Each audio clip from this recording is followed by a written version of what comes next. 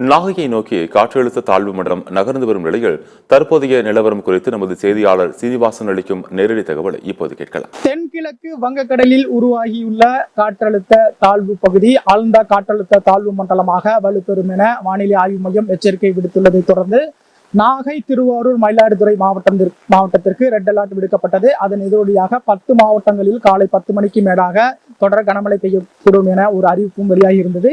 இந்த நிலையில் தற்போது உள்ள நிலவரத்தின்படி நாகப்பட்டினம் மாவட்டத்தில் தொடர்ச்சியாக கனமழை பெய்து வருகிறது. நேற்று இரவு லேசாக சாரல் மழை பெய்து வந்தாலும் காலை முதல் மந்தமான வானிலை நிலவி வந்தது. இதனால் பள்ளி கல்லூரிகளுக்கு மட்டும் விடுமுறை அளிக்கப்பட்ட நிலையில் அரசு அலுவலகங்கள் மற்றும் தனியார் வேலைக்கு செல்பவர்கள் வேலைக்கு சென்றிருந்தனர். தற்போது 10 மணிக்கு மேலாக மீண்டும் கனமழை தொடங்கியுள்ளது. அது குறிப்பாக நாகப்பட்டினம், வெளிப்பாளையம், திருமருகல், திட்டச்சேரி, கீழ்வேலூர், திருக்குவளை, தேவூர், வலிவலம் மற்றும் வேதாரண்யம், தலைஞாயிறு மற்றும் சுற்றுவட்டார பகுதியில் அதிதீவிர கனமழையானது தற்போது தொடங்கி வெளுத்து வாங்கி வருகிறது. இந்த மழையால் இயல்பு வாழ்க்கை பாதிக்கப்பட்டு பொதுமக்கள் வீடுகளிலேயே முடங்கியுள்ளனர். பொதுமக்களுக்கு தேவையான அடிப்படை பொருட்களை நேற்று இரவு முதலே கொள்முதல் செய்து உள்ளனர் மற்றும் மாவட்ட நிர்வாகம் சார்பில் ஒரு அறிவிப்பானது வெளியிடப்பட்டுள்ளது.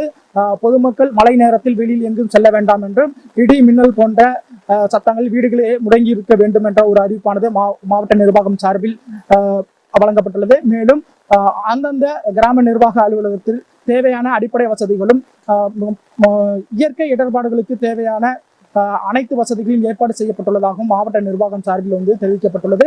இந்த கனமழை எதிரொலியாக கடந்த ஒரு வாரமாக கடலுக்கு செல்லாத மீனவர்கள் படகுகளை தற்போது கரையோரங்களில் நிறுத்திவிட்டனர். அதாவது அக்கரப்பேட்டை, கிச்சாங்குப்பம், வேதாரண்யம் மற்றும் 27 மீனவ கிராமத்தை சேர்ந்த மீனவர்கள் மற்றும் 3000க்கும் மேற்பட்ட விசைப்படகுகள் மற்றும் நாட்டுப்படகுகளை கரையோரங்களில் நிறுத்தி வைத்துள்ளனர்.